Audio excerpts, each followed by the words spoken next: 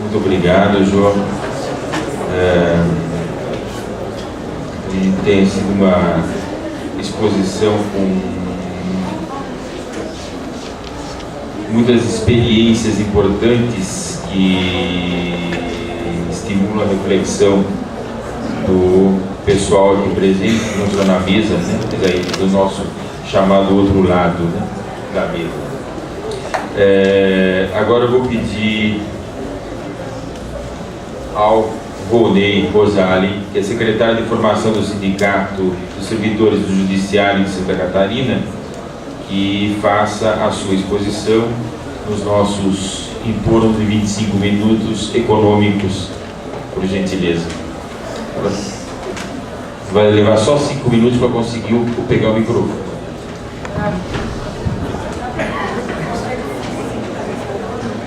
Há duas categorias particularmente disciplinadas com tempo, são professores universitários e sindicalistas.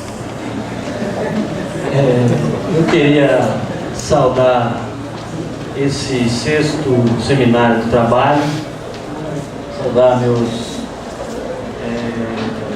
colegas que partilham a mesa, saudar principalmente ao público de estudantes, aos professores que aqui se encontram, e dizer que possivelmente muita gente deve estar achando curioso nessa mesa sobre formação sindical um sindicalista da área de trabalhadores públicos do judiciário. Eu quero dizer que exatamente por achar que essa curiosidade haveria, é que eu saí de Florianópolis hoje de manhã, fui até São Paulo, peguei o carro, vim para cá e amanhã cedo vou ter que voltar por conta dos compromissos lá e volto para Florianópolis num périplo extremamente rápido, mas por considerar que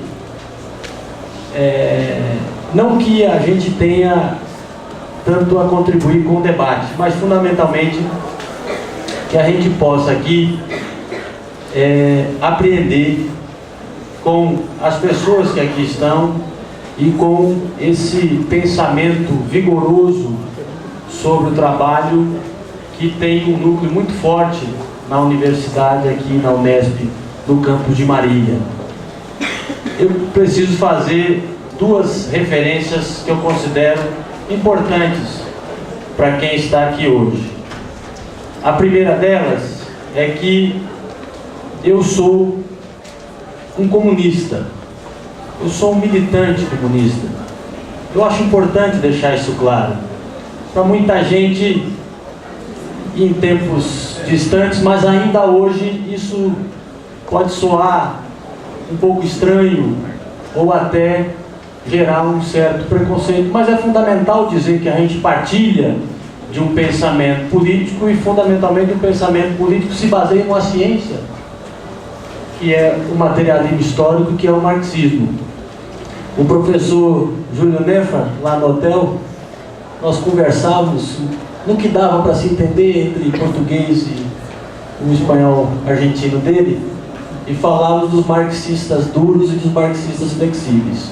Eu não sei se eu sou dos duros ou dos flexíveis, mas um comunista muito conhecido do Brasil e fora do país, Jorge Amado, sempre dizia o seguinte: o meu materialismo não me limita. E é importante que a gente continue sendo duro, mas não impor limites muito severos à nossa ciência, sob pena da gente se emparedar demais e se fechar demais, e isso é ruim em qualquer momento da história. A segundo registro é que eu não tenho efetivamente nenhuma titulação de natureza acadêmica. Eu sou bacharel em Direito, foi a formação acadêmica que eu fiz, tenho uma vontade muito grande de voltar para a universidade, mas o que trago aqui é o resultado de uma experiência, de uma vivência, e portanto, pela idade e pela experiência, eu me aproximo mais dos estudantes do que propriamente dos professores. Sem preconceito nenhum. É porque eu percebi que os estudantes estão em maioria, então eu resolvi somar a maioria.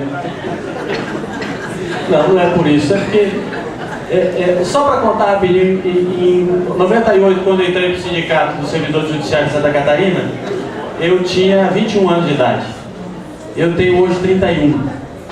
E vocês imaginem que era um menino no Sindicato de Trabalhadores Públicos do Judiciário, e o nosso negociador do outro lado, quando havia negociação, que durante muito tempo não havia, eram desembargadores sexagenários, formados todos em direito e com a visão retilínea e própria do pensamento positivista. Vocês imaginem o que é isso, fazer sindicalismo numa situação dessa. A experiência que me traz aqui, portanto, que justificou o convite do professor Giovanni Alves, até para não deixá-lo em maus lençóis e que ele não seja naturalmente o responsável pelas coisas que eu vou falar aqui, principalmente por eventuais bobagens, mas é que o nosso Sindicato dos Servidores do Judiciário de Santa Catarina desenvolve, desde o ano de 2002, um projeto chamado Trabalho e Saúde dos Servidores do Judiciário de Santa Catarina, que é um projeto que nós pretendemos agora ganhe dimensão nacional, através de um projeto nacional de estudo de trabalho e saúde dos trabalhadores públicos do Judiciário. Foi essa a experiência, então, que, acredito eu, da qual, no período mais recente, o Giovanni participou, que justificou o convite que ele me fez. Esse projeto, ele tem contado com o apoio fundamental de alguns professores da universidade. Eu não digo da universidade, tem contado com o apoio de alguns professores da universidade, particularmente do professor Erval Pina Ribeiro, que é um estudioso da questão do trabalho e adoecimento da Escola de Saúde Pública da USP, e agora como colaborador da Universidade Federal de São Paulo. Dessa experiência, e para chegar no assunto, tema dessa mesa, que é formação e lutas sociais, é preciso estabelecer primeiro algumas questões fundamentais. Número 1, as particularidades de uma categoria de trabalhadores públicos. Por várias razões, se tem mais desconhecimento do que conhecimento sobre trabalhadores públicos no Brasil. Eu não sei se é assim no resto do mundo, mas aqui é assim. E nós estamos falando de um conjunto, de uma categoria de trabalhadores de 9 milhões de pessoas, que representa hoje, portanto, aproximadamente 10% da população economicamente ativa desse país. E que muito pouco tem despertado qualquer curiosidade de natureza científica, acadêmica, sobre o que fazem, e como se organizam do ponto de vista sindical, embora seja, na década de 90, o sindicalismo que ainda preservou um certo vigor organizativo, um certo vigor de luta por uma série de características, naturalmente, entre elas a estabilidade do emprego, mas que ao mesmo tempo tem enfrentado e tem convivido com o olho do furacão neoliberal, cujo centro está colocado exatamente sobre o Estado, o papel do Estado e a necessidade de limitar o Estado. Então essa é a primeira coisa. Efetivamente, eu não tenho como falar da experiência bancária nem de outras experiências. Tenho como falar da experiência de trabalhadores públicos que têm particularidades, que têm formas de organização do trabalho próprias e formas de organização sindical, inclusive, mais recentes. Apenas para emblematizar isso, a Jo falava da experiência dos sindicatos bancários, do regime militar. Não havia sindicatos de servidores públicos durante o regime militar. A sindicalização de trabalhadores públicos no Brasil só foi permitida, eu acredito que aqui todo mundo saiba disso, em 1988, com a chamada Constituição Cidadã, a Constituição da redemocratização do país. Portanto, é uma experiência sindical que tem apenas 20 anos. E nem por isso a gente acha que o sindicalismo brasileiro tem só 20 anos. Certo? A segunda questão que me parece importante destacar é que no trabalho que nós vimos fazendo nos últimos 6 anos, nós fizemos a opção consciente por uma abordagem político-sindical a partir da saúde. Ou seja, nós escolhemos como elemento fundamental de discussão a questão da saúde. Por razões que são óbvias, mas precisam ser ditas. Saúde implica a vida das pessoas. É o bem maior de qualquer trabalhador. Para o capitalismo, o trabalhador sem saúde é o inútil. Mesmo para o capitalismo, ele não serve. É aquilo que você descarta. Portanto, a preservação da saúde, mesmo no capitalismo, é preservar o mínimo, que é a capacidade da força de trabalho e a possibilidade de dispor da força de trabalho. Portanto, quando você afeta a saúde, você afeta de modo decisivo e definitivo a vida do trabalhador.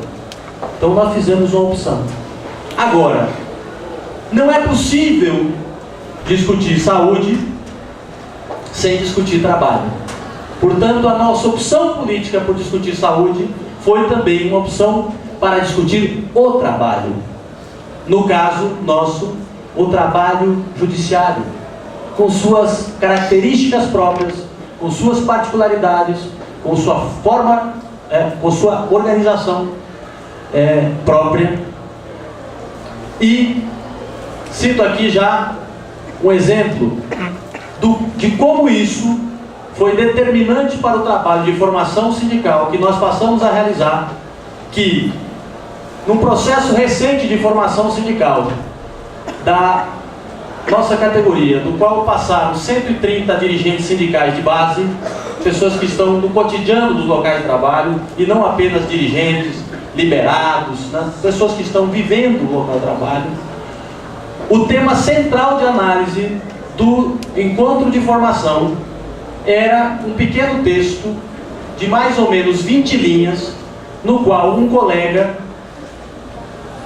oficial de justiça, hoje aposentado, conta a seguinte história. Eu vou aqui contar a história que ele conta. Ele diz que num dia recebeu um mandado judicial para cumprir e era uma desapropriação. Ele precisava despejar uma família que tinha ocupado um pequeno pedaço de terra no canto de uma grande fazenda. O proprietário da fazenda, sujeito muito abastado, entrou com ação para não permitir que o poceiro ficasse no canto aí da propriedade. Era um barraquinho, ele descreve isso na fala, era um barraco, tinha um fogão desse de uma boca só, você bota o botijão embaixo, uma cama dessas caminhas turcas, sabe o que é a cama turca? Aquela cama de correia, né, que vem uma espuma por cima, e mais umas panelas, umas velharias. E ele foi então lá, disse para a pessoa que estava na casa que tinha que cumprir o mandado, deu um tempo, voltou lá, a pessoa não tinha saído e ele cumpriu o mandado.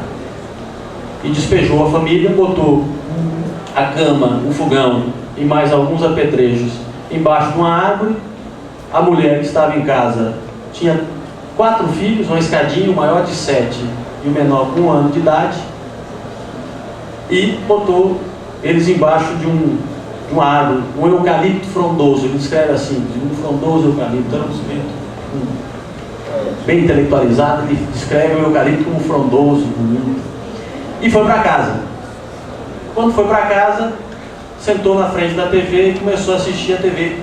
Isso era anoitecendo já, o noticiário da TV. E ele descreve a situação dele da seguinte maneira: chegou a um ponto que começou a chover, um temporal muito forte. Eu comecei a pensar nas pessoas embaixo da árvore e eu não via mais a TV, não via mais nada. Caí no choro e no processo de depressão profunda que me levou a ficar 30 dias internado numa clínica de tratamento psiquiátrico. Esse texto, que relatava essa história de alguém que passou por um processo grave de adoecimento em função do trabalho que teve que fazer, possivelmente porque entrou em conflito, o trabalhador que tinha que desempenhar uma determinada atividade com o ser humano que entendia que era fundamental preservar o direito das pessoas, e ele. Esse texto era o texto de análise desse processo de formação.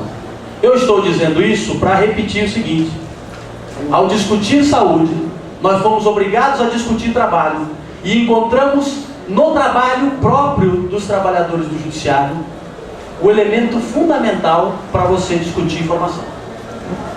Ou seja, aquilo que as pessoas fazem. Porque, assim como, e não é preconceito, longe de mim, porque certamente não estão nessa sala, mas muitos acadêmicos fora dessa sala consideram que o saber fundamental é o saber da academia, que se sobrepõe a todos os outros, certo? Assim também, muitos sindicalistas consideram que o seu saber se sobrepõe aos dos trabalhadores, e todos eles desconsideram o saber e o fazer, e o saber fundamental, que é o saber de quem faz. Ou seja, só quem faz sabe o que faz, como faz e por que faz. Pode ter ou não ter consciência disso. Pode ter ou não ter consciência das consequências e do alcance do que fez. No caso desse colega, certamente tinha, tanto que endoideceu. Ele se descreve assim: fiquei maluquinho da Silva. Fiquei maluquinho da Silva. Certamente tinha consciência das consequências do que tinha feito e do alcance disso. Até porque era um sujeito que tinha um histórico de militância política, de esquerda. Mas o fato é que quem desenvolve o trabalho tem um conhecimento próprio e um conhecimento, digamos assim, inquestionável sobre o trabalho que faz. Portanto, para discutir com o trabalhador, é preciso que se discuta, inclusive a partir do que ele sabe. Repetindo aqui o que o Engels vai dizer na filosofia alemã, na ideologia alemã, desculpe, que é preciso, aqui se parte da terra para o céu e não do céu para a terra. Ou seja, se parte dos problemas reais, do mundo real, para o mundo das ideias e não no sentido inverso. A terceira consideração, desculpe, só para concluir sobre isso, porque é isso que vai nos permitir, inclusive, desmontar os mitos do trabalho, os falsos mitos do trabalho, as mentiras engendradas pelo capital sobre o significado do trabalho, e é o que vai nos permitir, inclusive, realizar, se não de todo, uma certa desalienação do sentido do trabalho. Quer dizer, qual é a grande pergunta que nós fazemos? Qual é o sentido do trabalho judiciário? Afinal, serve para quê? Qual é o seu alcance? O que é que as pessoas estão pensando sobre o que fazem? E a forma de abordagem que nós encontramos, insisto, foi a partir da saúde, a partir da percepção de que as pessoas estavam adoecendo e estavam adoecendo trabalhando. Portanto, nós precisávamos verificar o que no trabalho estava fazendo com que as pessoas adoecessem. E o mais curioso é que nós descobrimos que não só aquele colega estava adoecendo, e não só, Jô, os bancários tinham LER, como os juízes de Santa Catarina também têm LER, lesão por esforço repetitivo. No processo de investigação que nós conduzimos, que uma parte dele foi feito com juízes, com 24 juízes de Santa Catarina, dos quais 6, e eles estão nesse livro, eu não vou lançar, vou fazer só propaganda. Esse livro chamado O Juiz Sem a Toga, um estudo da percepção do juiz sobre trabalho, saúde e democracia no judiciário. Dos 24, 6 admitem que tem LER, um dos quais num estágio tão avançado que ele diz, está dito no livro, que não consegue dar descarga no banheiro e precisa pedir para a esposa fazer isso por ele, porque ele não tem mais condições de fazer isso sozinho.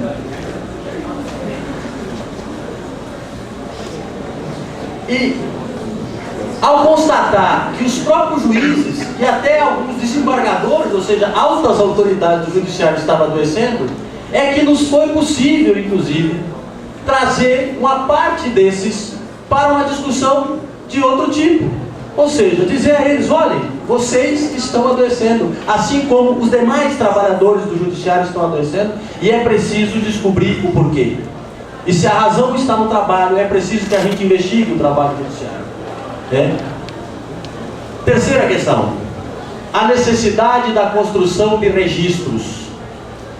A professora Úrsula perguntava sobre experiências de resistência ao processo de privatização. Perguntava ali fora com o tradutor, porque eu não tenho absolutamente nenhum conhecimento de inglês, mas prometo que para o futuro vou me aprimorar no assunto.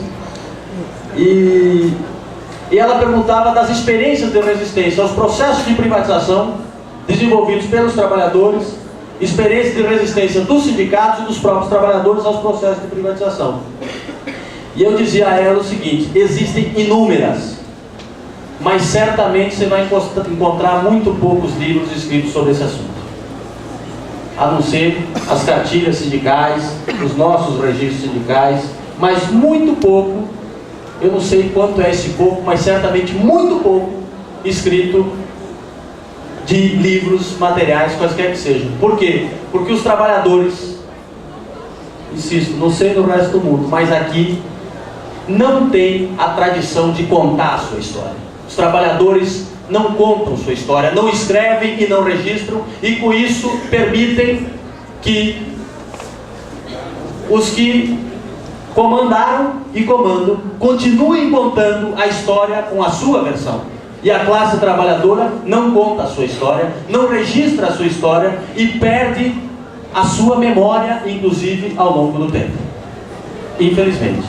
Portanto, a terceira conclusão que nós temos é que um processo formativo mais amplo implica, inclusive, a construção de mecanismos de registro, a construção de publicações, a construção registrar e contar a história da classe trabalhadora, a história das categorias. Quantas histórias de categorias de trabalhadores nós temos nesse país? Da categoria dos bancários, da categoria dos metalúrgicos, da categoria dos professores e outros. Quantas histórias nós temos contando como surgiram, como se organizaram, como construíram a sua identidade de categoria e de classe. Nesse processo, inclusive, não só esse livro nós preparamos nessa convicção, mas também um livro que está em fase de conclusão, chamado que vai se chamar Os Operários do Direito, tendo como subtítulo A Construção da Identidade de Classe, e que é um livro que tem a colaboração em todo o processo dele, considerando a pesquisa que nós desenvolvemos desde 2002, de quase 1.000 trabalhadores do Judiciário de Santa Catarina. Não todos eles registrados, mas em forma de fala, dentro do livro, de pelo menos 60 trabalhadores do Judiciário de Santa Catarina. Metade desse livro vai ser de falas das pessoas, não só contando histórias, mas falando da sua relação com o trabalho, de como vem o trabalho, de como vem o trabalho fazer-nos adoecer, como vem a necessidade da intervenção sindical nesse assunto, enfim, discorrendo sobre isso. A quarta conclusão, e quando eu falo conclusão não é certeza, conclusão é uma certeza momentânea, digamos assim. A quarta conclusão que a nossa experiência nos permitiu foi a necessidade do envolvimento da inteligência crítica e reflexiva ligada à universidade.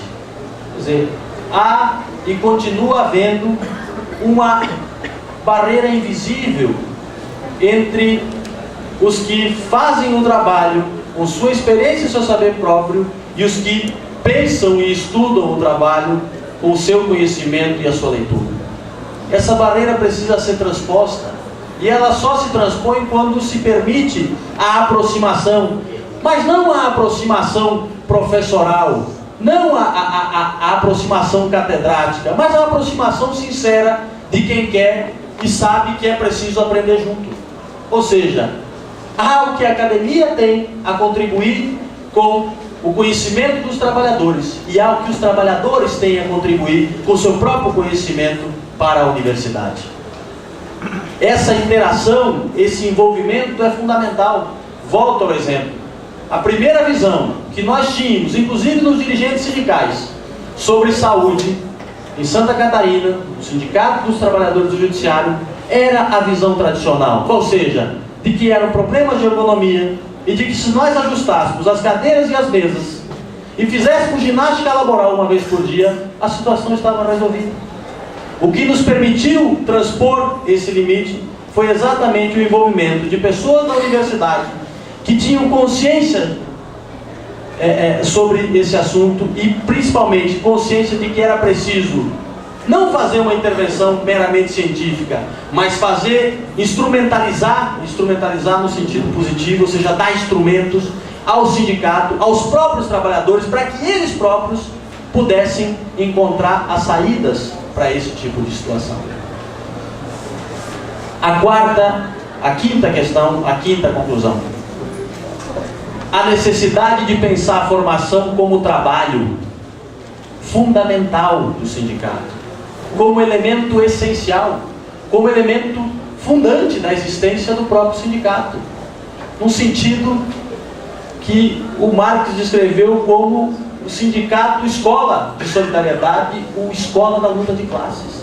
Ou seja, a necessidade de colocar a formação como elemento central. E colocar a formação como elemento central implica, entre outras coisas, tratá-la de maneira profissional.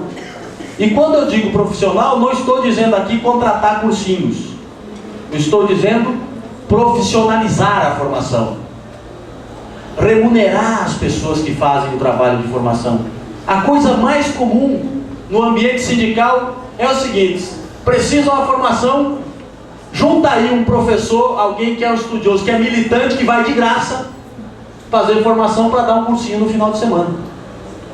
Não é possível fazer assim.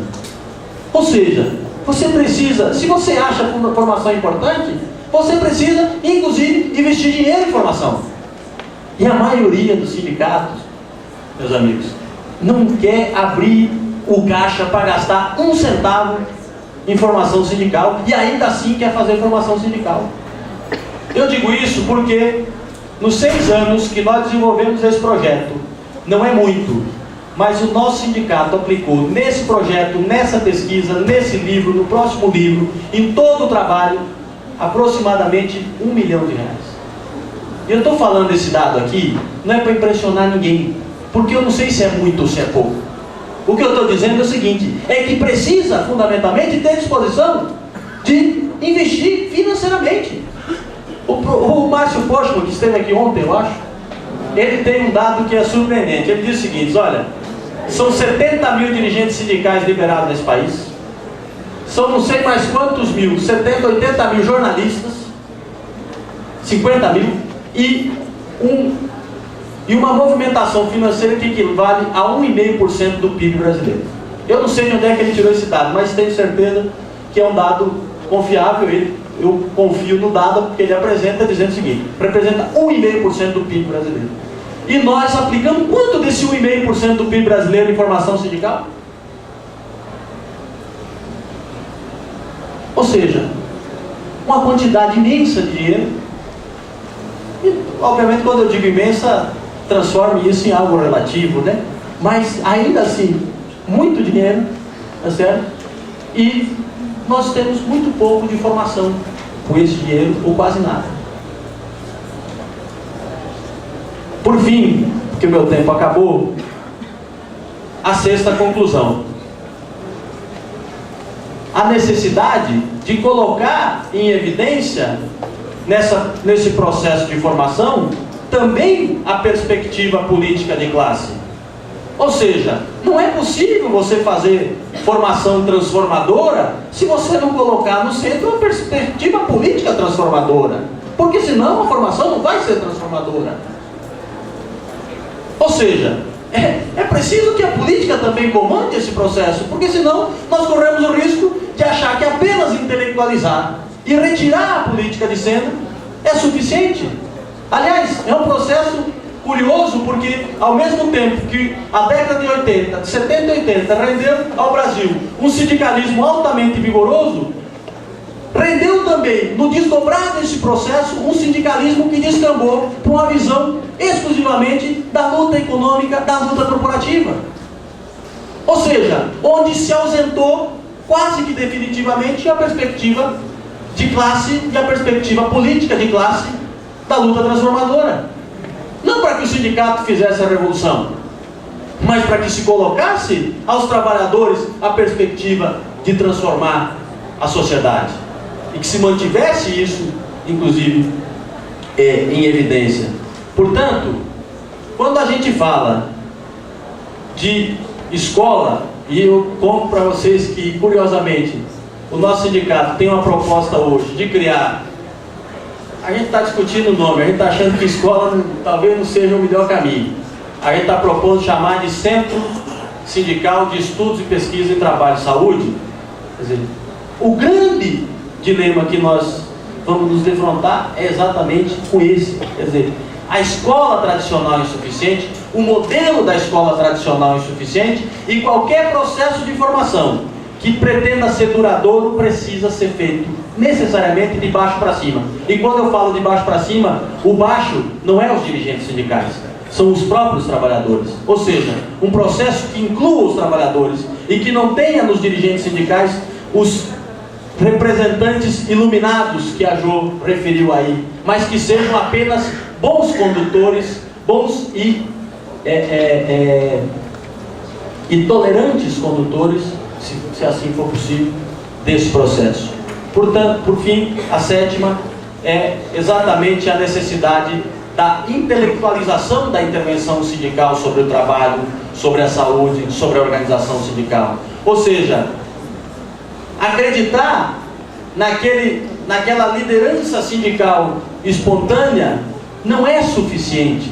Quer dizer, a experiência é fundamental, a vivência é fundamental, o saber próprio de quem faz, de quem organiza é fundamental, mas é preciso intelectualizar esse saber, é preciso envolver esse saber em outros conhecimentos. É aí, insisto, que entra inclusive o papel, não da universidade em si, porque não dá para transferir essa responsabilidade para a universidade. A universidade já está com tanta dificuldade em resolver seus próprios dilemas, não é mesmo? Quer dizer, mas aqueles intelectuais da universidade que têm compromisso e engajamento suficiente para perceber que essa questão é necessária.